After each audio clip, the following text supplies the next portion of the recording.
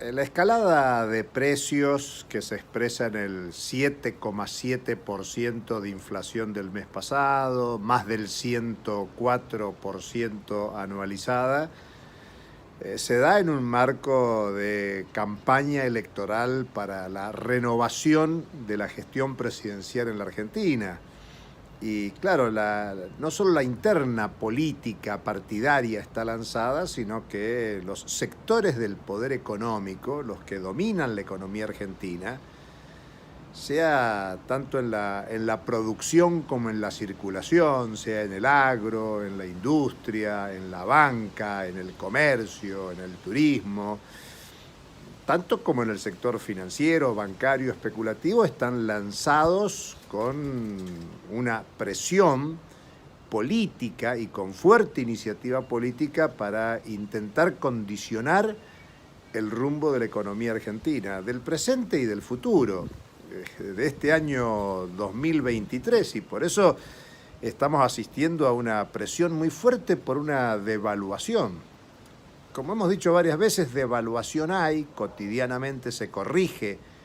el tipo de cambio oficial, pero hay una fuerte presión, esa es la presión que hay sobre los dólares financieros, en la jerga tradicional el contado con liqui, el dólar MEP,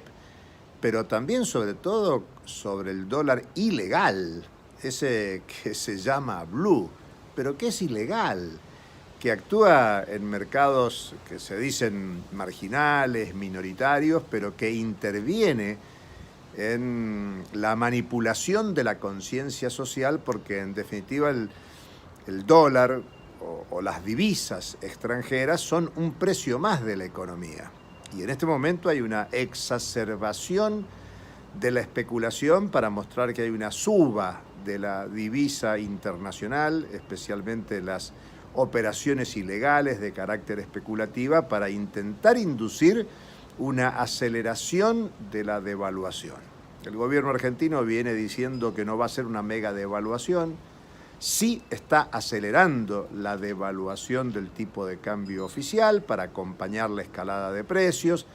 para que no quedar tan atrasados en el precio de las divisas respecto del conjunto de los precios de la economía. Pero el problema es que todo esto está comandado por la iniciativa política del poder económico que induce resoluciones a su favor, caso del dólar soja 3 o el dólar agro, si ustedes quieren, o el conjunto de medidas que anuncia el gobierno, por ejemplo, el famoso canje de títulos públicos con entes oficiales, tiene que ver con facilitarle el acceso a divisas al capital privado que especula, al capital privado que quiere cambiar su excedente en pesos por dólares, aunque sean títulos en dólares, que son mecanismos que anticipan la salida de capitales de la Argentina en momentos en que está creciendo el endeudamiento externo del país, principalmente por la deuda pública, en el momento en que crece la fuga de capitales por pago de intereses de la deuda o por colocaciones de activos externos de residentes de la Argentina. Entonces está claro que hay una fuerte iniciativa política del poder económico, y aunque existen luchas y resistencias sociales, populares, no alcanzan la dimensión de poder que tienen los sectores hegemónicos, que le van arrancando concesiones al gobierno.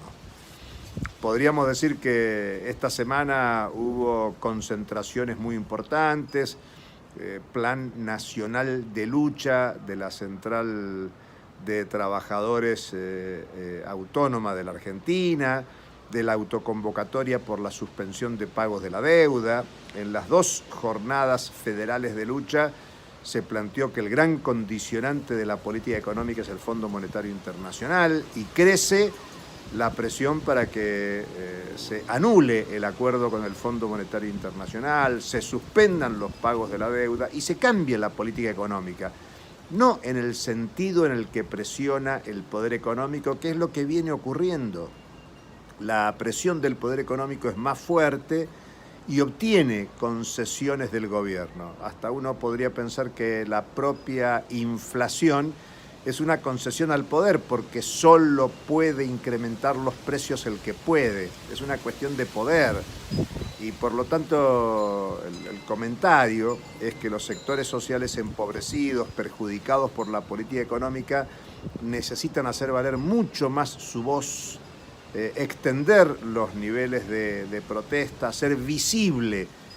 la demanda de trabajadores, trabajadoras, jubilados, jubiladas, sectores sociales perjudicados por la política económica, e inducir cambios no en el sentido que el poder quiere, sino en el sentido que demanda y requiere el contrapoder, los perjudicados de la política económica, de la inflación, de la carestía de la vida. Hasta la próxima.